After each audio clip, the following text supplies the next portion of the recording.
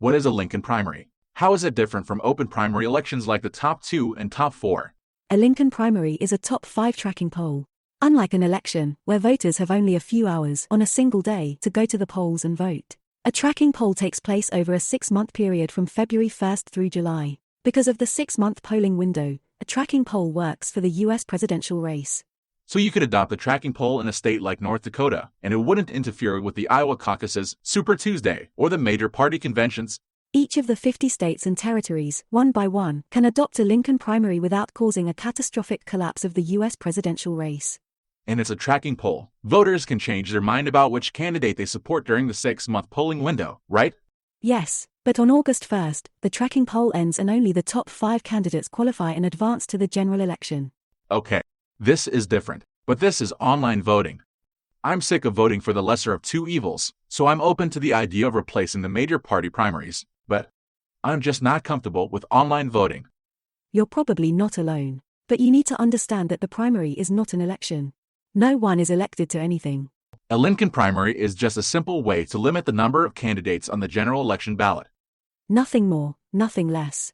But, unlike the party primary system we currently use, a Lincoln primary is fair and open to all voters and candidates. A tracking poll even guarantees major party voters an equal say in who their party nominees are. With party primaries, if you don't live in a state with an early primary, your vote doesn't matter. Most candidates drop out, and the nominations are typically locked up by Super Tuesday.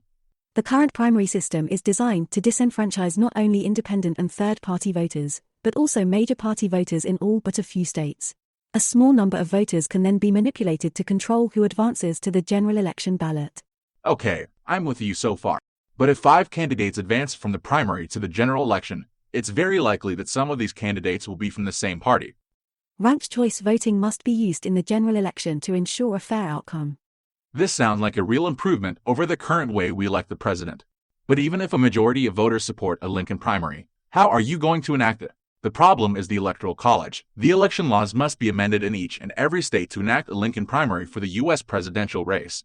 You are correct. Nonetheless, because of the Electoral College, only 2 states are actually needed to force a complete overhaul of the presidential election nationwide: California and Florida.